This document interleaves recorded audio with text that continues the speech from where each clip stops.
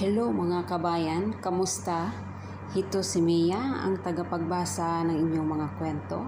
Kaya bago ang lahat, huwag kalimutang i-click ang notification bell, subscribe button at i-like na rin at mag-comment kung nagustuhan nyo ang kwentong ito. Kaya halina't umpisahan na natin ang kwento.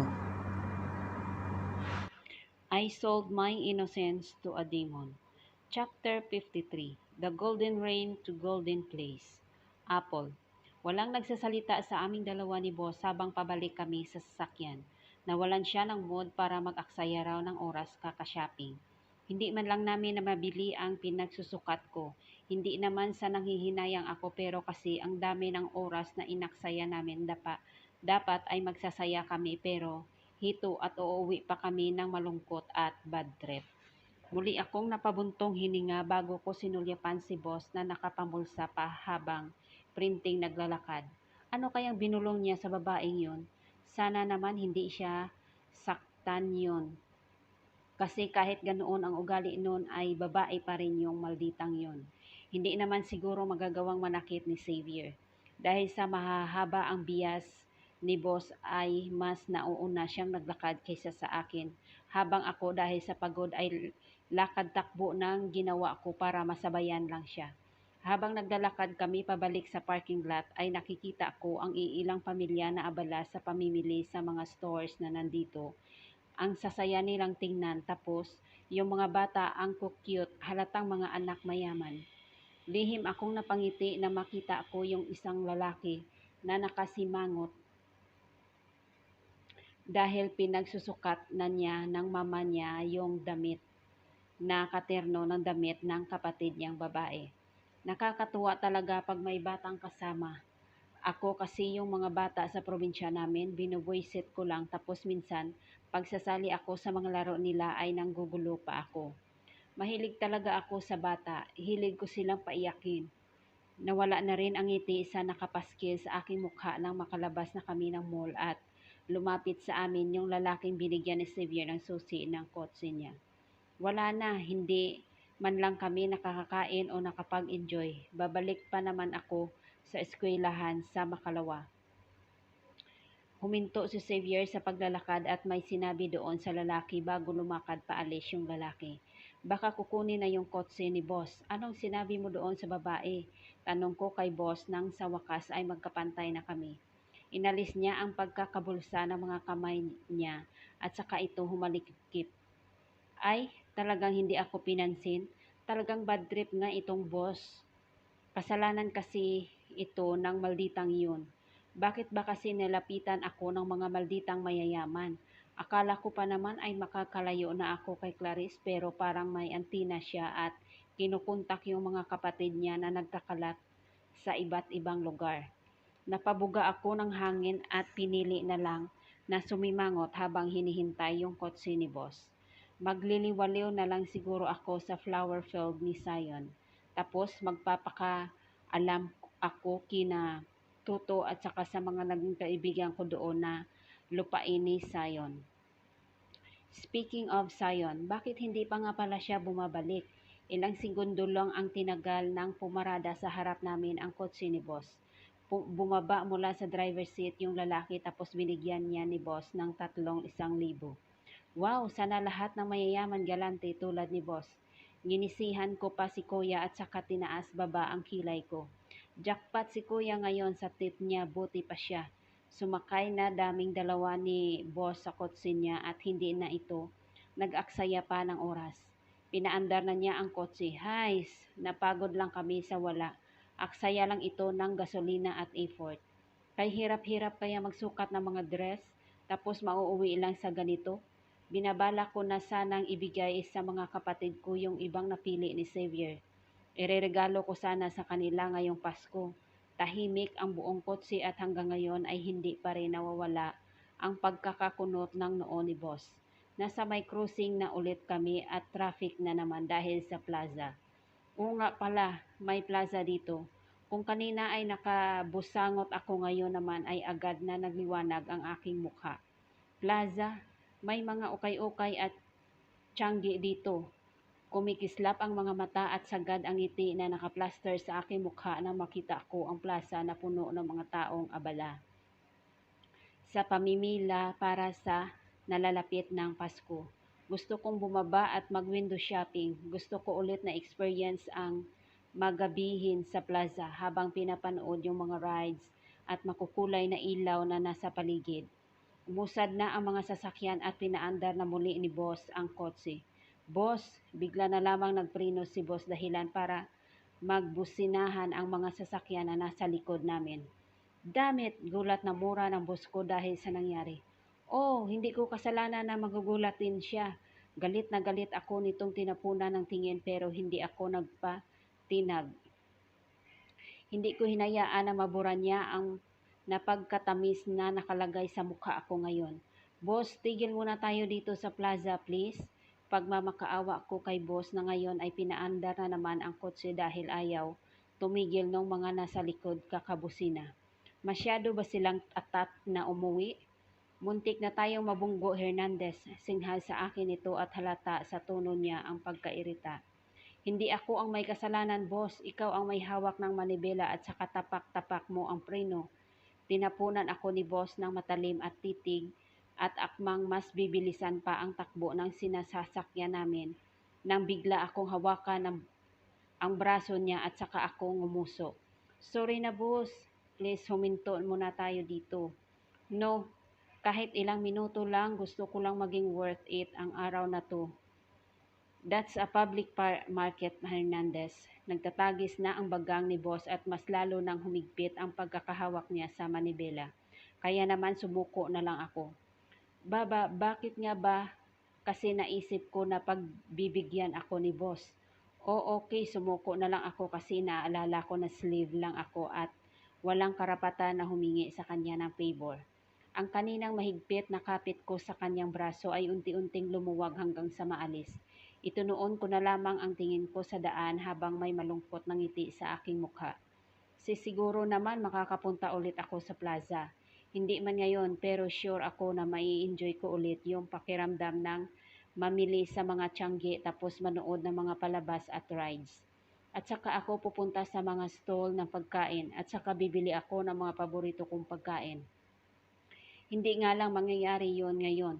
Napayoko ako at akmang ipipikit ko na ang mga mata ko nang biglang tumigil ang sinasakyan namin.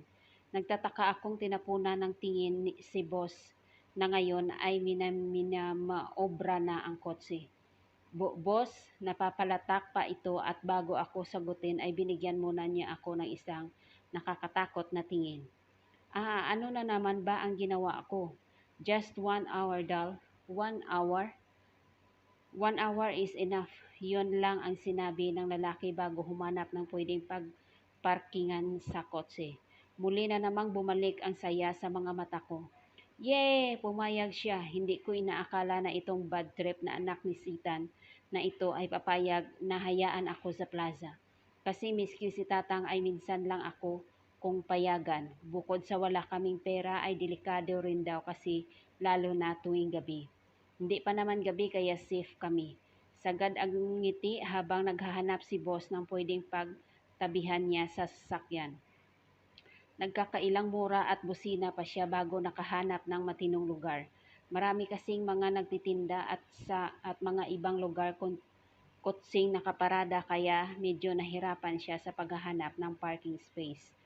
Nang maayos na ang sasakyan ay nagmamadali akong bumaba na parang bata at akmang tatakbo na papunta sa mga tindahan nang bigla ko na lamang narinig ang baritonong boses ng boss ko. I'm going with you. Teka, akala ko dito lang siya sa kotse. Kunot ang noo kong tapunan ng tingin si boss. Palapit na siya sa akin ngayon dala ang scarf na iniwan niya kanina sa kotse. Anong gagawin ni boss sa scarf? Pinaningkitan ko siya ng tingin ngunit mas matalim ang titig niya kaya sumuko na naman ako. Nagulat ako nang itali niya ang dulo ng scarf sa kamay ko bago niya itinali ang kabilang dulo sa kamay niya. Wow, bakit may paganito siya? Boss, inirapan ako ng lalaki sabay turo sa daan kung saan nakaparaming tao. There's a crowd, baka matapakan ka at hindi ka nila mapansin. Wow, maiinis ba ako o matutuwa dahil concerned siyang baka masaktan ako? Wala nga si Tatang dito pero mas gusto yatang humalili sa pwesto niya. Pakiramdam ko ay para akong bata na tinali sa magulang niya para hindi mawala. Chapter 54, Savior's New Experiences, Apple. Where are we going now? Wala ka bang buhay-buhay talaga ang tono ng pananalita ni boss ngayon?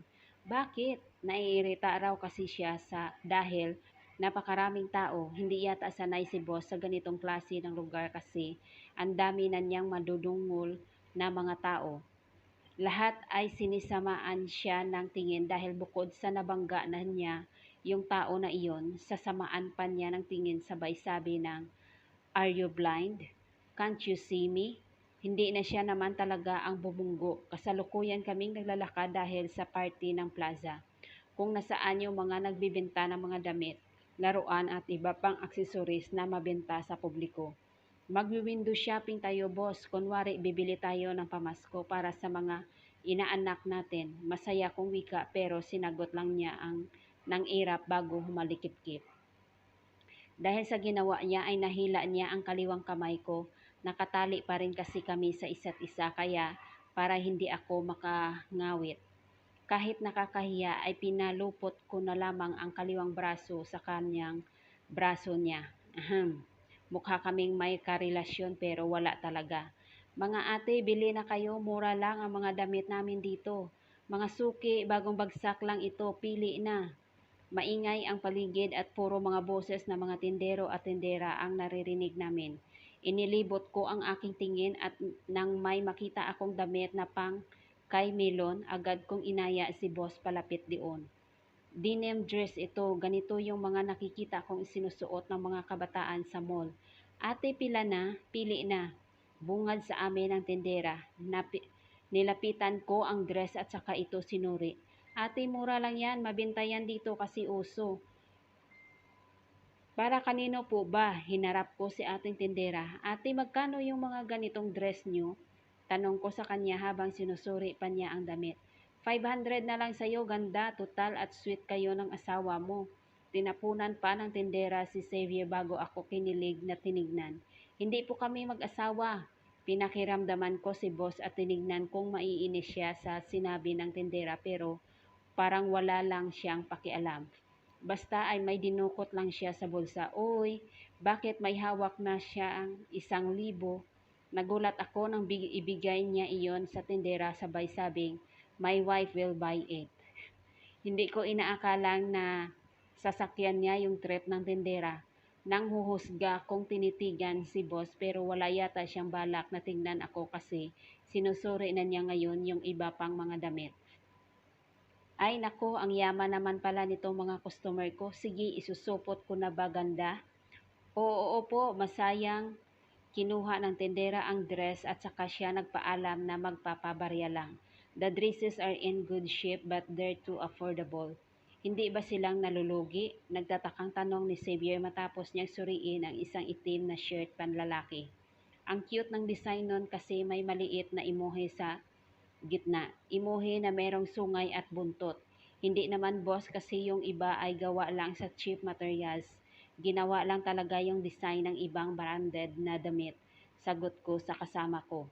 Nilapitan ko yung damit na tiningnan niya. Hindi lang pala nag-iisa ito dahil couple shirt ito. Kulay puti yung sa babae tapos sa gitna merong imuhe na may halo at pakpak. Ang cute sana ng shirt na ito. Magkano kaya ito? Kahit yung sa panlalaki lang ireregalo ko lang kay boss. Ganda ito na yung sukli at saka yung damit mo. Inabot sa akin ng tindera ang isang plastic at yung 500 na sukli ni boss. Ate, magkano itong shirt? Tukoy ko sa shirt na ireregalo ko sana kay boss. Meron pa naman akong 200 pesos dito sa bulsa ko. Baka pwedeng gastusin ko kahit 150 lang. Nginitian ako ng tendera bago kinuha ang shirt at saka tinignan. Buti na lang at medyo malayo si boss kaya sure akong hindi niya ako maririnig.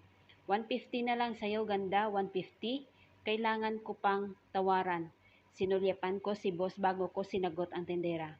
Ate, hindi ba pwedeng 100 na lang? Ireregalo ko lang sana sa amo ko. Kumunot ang noo ng tenderang. Mayaman naman yung asawa mo, miss. Hindi pa rin pala napapansin ni ate na wala akong suot na singsing. Nginitian ako si ate. Bus ko po siya, wala pa po akong asawa. Napatango-tango naman ang tendera at saka tinapunan ng tingin ang lalaking abala ngayon sa pagpipili ng iba pang damit. Okay lang po ba 100? Sana okay lang kasi pag binili ko ito ng 150 ay 50 lang ang matitira sa akin. Hindi pa sapat yon na pamasahe papunta sa mall at eskwelahan. Sige na ganda, nakangiting pahayag ni ate. Yes, meron akong regalo kay boss. Agad kong dinukot ang lukot kong 100 pesos at 50 at saka ito binigay sa tendera. Inalis na niya ang damit at saktong-sakto nang ipasok ko ito sa supot ay sumulpot na si boss sa aking tabi.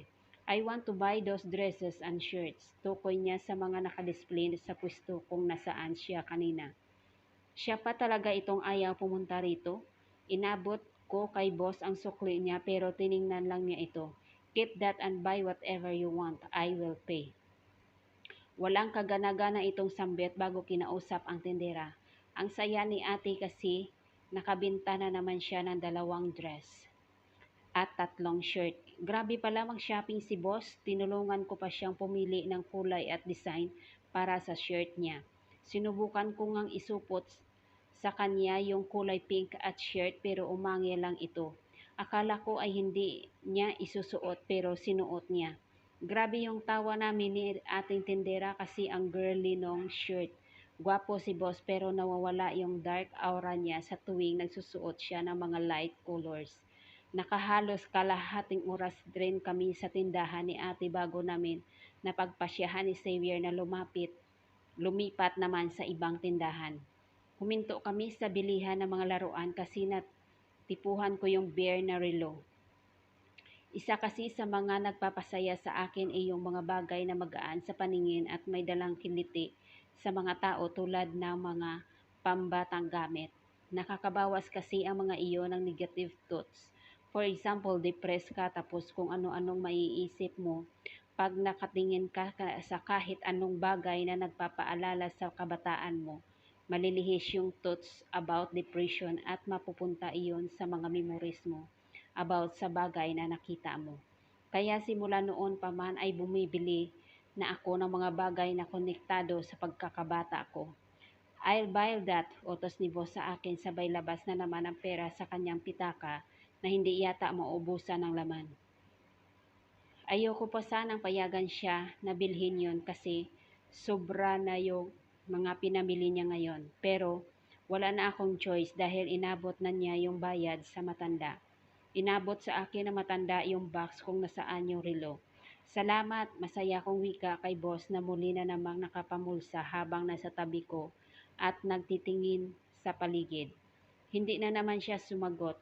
Inisnab na naman niya ako pero okay lang yon kasi masaya ako. Sagad ang ngiti ko nang buksan ko ang relo at walang pagdadalawang isip na sinuot iyon. Kulay brown ang lace nito at merong mukha ng bear ang pinakagitna. Itinuro ng kulay gold na kamay ng utasan kung anong oras na at nakasulat ang bawat numero sa form na Roman numerals. Classic ang dating ng relong ito pero may touch ng cartons. Sobrang ganda. Boss, tingnan mo bagay na bagay sa akin. Tukoy ko sa relong nililibre niya sa akin. Hindi ito tulad ng mga relong nagkakahalaga ng libo-libong pero napakaganda nito sa paningin ko. Habang naglalakad kami ay may nadaanan kami ni boss na bilihan ng mga accessories. Dinudumong ito ng mga kabataan kaya naman nakachismis na ako. Kaya pala maraming bumibili dito kasi yung bracelet na binibinta nila pwedeng sulatan sa gitna. Yung mismong tendera ang magsusulat gamit yung pangkulay niya. Uso to dati noong mga nasa probinsya ako. Maganda naman ang bracelet kahit hawak lang ito sa makakapal na yarn at mumurahing beads. Pero special pa rin naman ito kaya naman ginisihan ko si boss. Kinunutan ako nito ng noo at bago pa man siya makapagreklamo ay handa ko na siyang hinila para palapit sa tindero. Kuya, pagbila ng isa, pumili ka ng isa. Yon sanang kakasya kay boss at sa kabagay sa kanya. What are you going to do with that? Rinig ko pang tanong ng kasama ko pero hindi ko siya pinansin. Sinuri ko pa ang mga bracelet hanggang sa tumigil ang tingin ko sa bracelet na merong iilang kulay puti at light pinks na beads. Sa pinakagitna nito ay nakalagay ang kulay itim na bato na pwedeng sulatan ng tindero.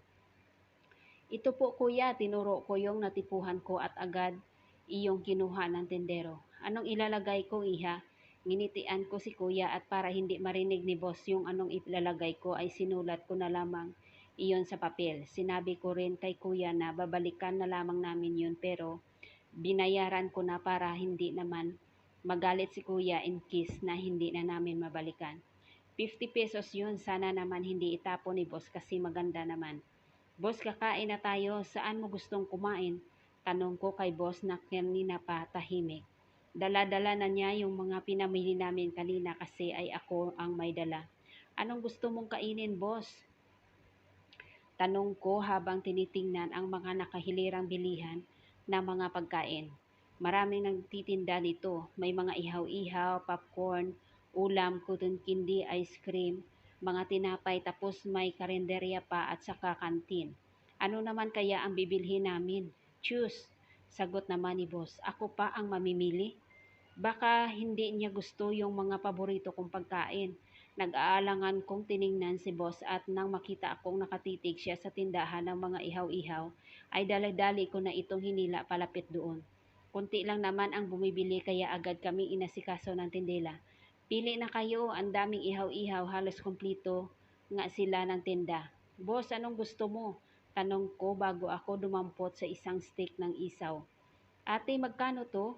5 piso isa dyan at saka sa dugo. Woy, jackpot buti at mura lang ang mga tinda dito. Kumuha ako ng 3 isaw at 2 dugo at saka iyon inilagay sa ihawan na nasa gilid namin. Boss, ano na? Wala pa rin kasing pinipili itong kasama ko tapos kung makatitig siya sa mga pagkain akala mo ay kakainin niya ng mga ito.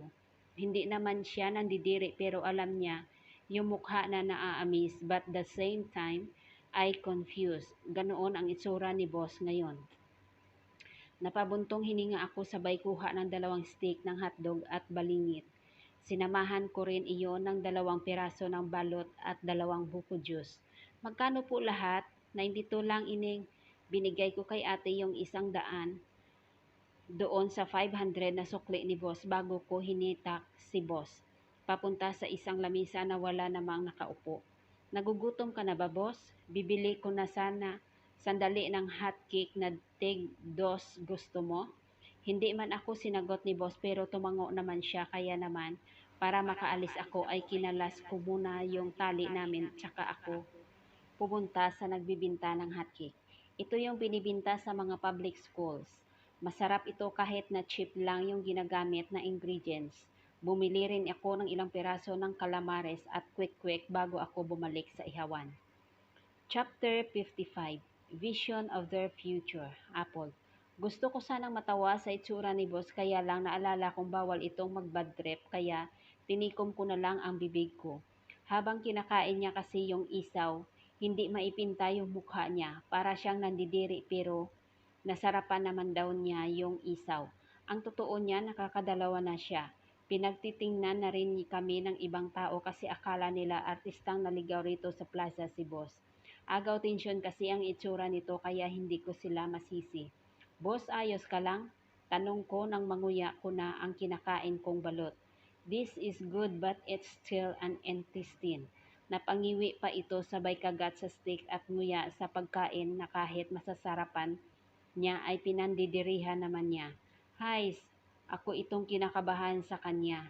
Hindi naman kasi siya sanay kumain ng mga ganyan tapos hindi pa siya tuluyang magaling dahil andyan pa rin yung sugat kaya nga bumili ako ng hotcake para may makain siya pero napakatigas ng ulo ng lalaking ito. Gusto raw nang itry lahat ng pagkain kahit yung balot. Boss, hinay-hinay lang kasi may sugat ka pa. Bilin ko sa kanya nang kumuha siya ng isang steak ng dugo. Akmang kakagatinan niya iyon ay agad kong kuhanin. Boss, iba na lang ang kainin mo at binili akong hotcake at saka hamburger. Kung gusto mo, o-order na lang ako ng kanin dyan sa kabilang No, I'm fine. Just let me taste that orange egg. Sinulyapan ko yung paborito kong quick-quick. Titikim lang na naman raw daw siya, di ba? Kahit gusto kong ipadamot quick, hindi pwede kasi boss ko ito. Ipapatikim lang kita pero ako ang uubos sa'yo. Nag-aalangan kong kinuha ang isang cup ng quick-quick at lahat kahit labag sa loob kong tumusok ng isa at ibigay kay boss. Ginawa ko pa rin. Sharing is caring kasi. Kinuha ni boss yung isang piraso at mailagay na niya iyon sa bibig niya ay kinuya doon na ako dinatna ng kaba. Yung mga tingin na binibigay niya sa quick-quick ko, hindi ko na yon gusto. Agad kong tinago ang paborito kong pagkain pero nagulat na lamang ako nang mabilis na nakatusok si boss ng isa at saka iyon sinubo sa bibig niya. Nakakadalawa na ah. I love it. Can I have more? Namilog ang aking mga mata dahil sa sinabi niya, no, this is my baby quick. Bumili ka.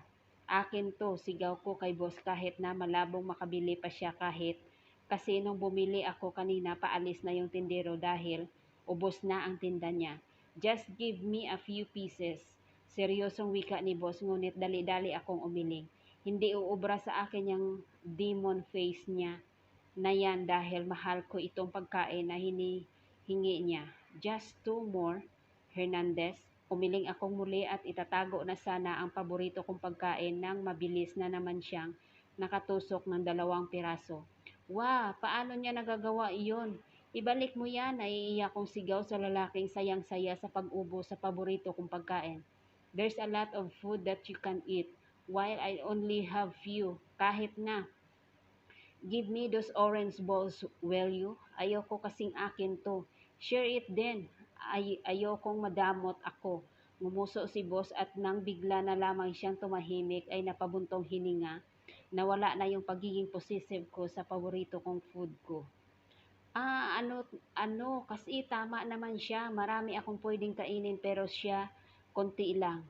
Hindi naman siguro masama ang ibigay ko muna sa kanya ito kasi pwede naman akong bumili nito sa susunod. Ginitian ko ang boss ko na nakasimangot. Sobrang cute niyang tingnan lalo na at hindi siya boss ngayon. Kinilabit niya ang lalaki para kunin ang atensyon niya. Sa'yo na lang muna to. Makakabili pa naman ako na susunod. Wika ko sabay lapag sa harap niya ng paborito kong pagkain. Walang kaimo-emosyon na tiningnan ni boss yung isang cup ng pagkain. Hindi siya gumagalaw at nananatili na natitig doon. Nakakaramdam tuloy ako ng pagkakakonsensya kasi siya nililibre niya ako tapos pinagdadamutan ko naman siya. Hays, hindi magandang ugali to. So sorry, hindi dapat maging madamot kasi masama yon. Napayuko na lang ako dahil sa napakahiya. Hindi ko na. Sorry, won't change anything. Putol ni boss sa sasabihin ko. But you already know your mistake and try to correct it by sharing your food with me. I'm proud of you. Nang marinig kong sabihin niya iyon, ay dali-dali akong nag-angat ng tingin upang makita kung totoo ba ang naririnig ko. His voice, it's full of happiness at halata doon na sincere siya sa sinasabi niya kaya imposibleng joke ito. His face lacks of emotion but his tone and words says it all. Hindi ko akalain na maririnig ko ito sa lalaking kilala ko sa napakaraming masasamang gawain. I can't believe that he's going to see it. He is proud of me. Paulit-ulit itong tumakbo sa isip ko hanggang sa maramdaman ko na naman ang pag-init ng pagkabila kong pisngi. Hayan, bakit ganito na naman ang nararamdaman ko? Eat and we're going to enjoy this day. Utos sa akin ang boss ko na ngayon ay sinimula ng kainin ang paborito kong pagkain. Hindi ko alam kung anong uunahin ko. Tatakpan ko ba yung mukha sa o babalik ako sa pagkain? Kahit nahihirapan ako dahil sa mga paru-parong nagliliparan sa aking tiyan, ay pinilit ko pa ring uubusin ang pagkain ko habang yung iba ay binigay namin sa mga batang kalye na namamalimos. Abot nga ang pasasalamat ng mga bata dahil binigyan pa sila ni Xavier ng pera. Kahit na ang totoo niyan, binigyan niya ng pera ang mga bata dahil natutuwa siyang hindi niya makakain yung balot. Kinain ko kasi yung akin tapos nang makita niya yung itsura muntik na suyang mapamura ng malakas. He's not really into exotic foods. I bet na kung kakainin niya yung balot na iyon, baka wala pa siya sa kalahati ay nasa banyo na siya at nagsusuka. Hays, yan ang problema sa mayayaman. Hindi nila natitikman yung mga simple pero masasarap na pagkain. Nabusog ako, masaya kung itilitan niya habang lumakad kami nung nasaan yung mga rides dito sa plaza. Hinihimas ko pa ang mga tiyan ko sa kasi halatang busog ako dahil malaki ito. Iha, buntis ka ba? Bagay sa'yo itong duster namin, bumili ka na. Sigaw ng matanda na nasa gilid at napatigil ako sa paglalakad at hindi makapaniwalang tinitigan ng matanda. Diyos ko, Lola, busog lang po ako pero hindi ako buntis. Gusto kong isigaw iyon sa matanda ngunit nagulat na lamang ako nang ipalupot ni Busing ang kamay niya sa bewang ko at saka ako ginaya palapit sa matanda.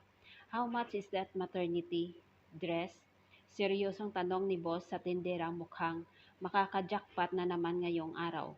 Pinanlakihan ko ito ng mga mata at akmang sisinghalan na siya nang maramdaman ko ang bahagyang pagkurot nito sa aking tagiliran.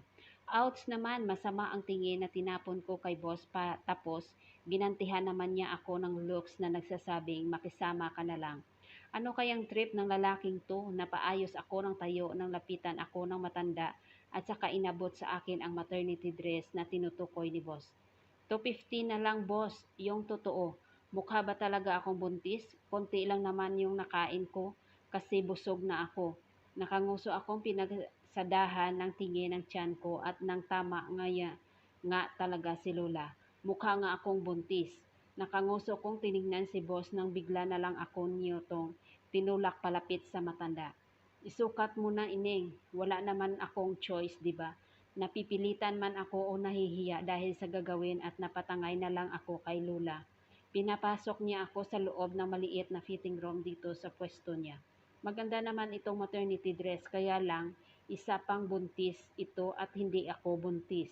Isang malakas na buntong hininga na pinakawalan ko bago hinubad ang suot kong shirt at dali-daling sinuot ang damit na binigay ni Lola. Kulay light pink ito at mayroong mga iilang design na mga bulaklak sa ibaba. Maganda itong dress at bumagay ito sa akin kaya maputi na ako. Hindi ko maiwasan ang mapangiti na makita ko ang sarili kong refleksyon sa salamin. What if after 10 years magsuot na talaga ako ng ganitong klase ng damit? Magiging ganito pa rin kaya ako kaganda? Malungkot akong napangiti sabay haplos sa tiyan kong ang laman lang naman ay pagkain. Bakit ko maiwasang kiligin ang maisipan kong kunwari ay may bibi na talaga ako at si Xavier ang ama. Kakaiba yung saya, sobrang sarap sa pakiramdam na kahit imagination lang iyon ay hindi ko maiwasang mapaluha. Mapaluha dahil sa saya at pagka-excite. I never felt so excited like this before. Conceptualizing of images with Xavier creates a different and unknown impact in my heart. Ining, tapos ka na ba? Sigaw ni Lola na nasa labas, kaya naman inayos ko muna ang buhok ko bago ako lumakad palabas ng fitting room. Unang sumalubong sa akin ang namamanghang tingin sa akin ng tindera. Hayan, Ining, mas lalo kang gumanda, bagay na bagay ng asawa ko.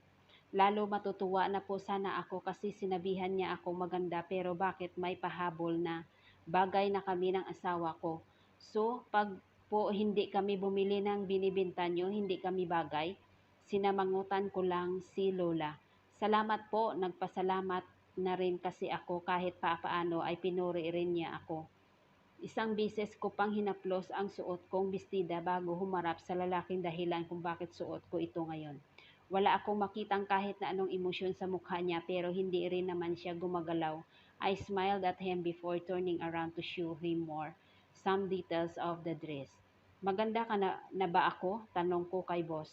Umalon ang lalamunan niya habang patuloy akong sinusuri mula ulo hanggang paa. Nakakailang din palang matitingnan ng ganito ni boss. Pakiramdam ko ay nakahubad na ako sa sobrang intense ng titig niya. No, sagot niya. Napasimangot ako bago muling pinasadahan ng haplos ang dress. You're beyond beautiful, pahabol na bulong niya na naging dahilan upang muli akong mapatigil. I can already hear my heart beats as I analyze what he said. I'm not beautiful because I'm beyond beautiful. Wala na siyang gumagalaw sa aming dalawa ni boss, ngunit habang tumatagal ay mas lalong bumibilis ang takbo ng puso ko. Why? Bakit nararamdaman ko ito? Wala sa sarili kong sinako ang dibdib ko at pa naman ako makabawi at malalaki ang hakbang na lumalapit sa akin ang dahilan ng pagiging balisa ko. Meron na dapat distansya sa pagitan naming dalawa, ngunit bigla na lang akong napabaabante, palapit dahilan upang magkadikit ang mga katawan namin at mapasinghap siya. "You're a wonderful piece of art," he whispered using his baritone voice. "I can smell his familiar sandalwood scent." At mas lalo pang iyong tumindi nang dahan-dahan siyang yumuko dahilan para magkapantay ang mga mukha namin. Hindi ko na lang alam kung anong gagawin ko. Nabablangko na ang utak ko at higit sa lahat ay kakaibang binubulong itong pakagkakandiri ko ng puso. Closer he's looking directly at my lips at ganoon rin ako. Hindi ko masabi kung masaya siya o hindi dahil natatakpan ang hindi ko malamang emosyon. Ang napaka-misteryoso niyang mga mata. Mas lalo kong tinitigan ang mukha niya ay hindi ko talaga maipagkakaila sa sobrang gwapo ni boss. Nakakaakit kasi ang panga nitong tila humulma ng isang napakagaling na sculpture. Meron ding pilantik ang nakakapal nitong pilik mata at nakadagdag pa sa angas ng mukha niya ang makapal niyang kilay. His nose and eyes are both undeniably perfect. They are made to impress people. Boss, paos at halos maubusan na ako ng hininga nang mas lalong lumapit ang mukha niya sa mukha ko. He is not my first kiss, but why it feels so different. Ibang-iba nung hinalikan ako ni Sayon, malabo sa nararamdaman ko noong nakawan ako ng halik ng kapatid niya. Yes, wika ni boss at akmang magsasalita pa ako upang itanong kung anong gagawin niya nang maramdaman ko na lamang ang pagdikit ng malambot niyang labi sa gilid ng labi ko. Magpapatuloy ang chapter 56.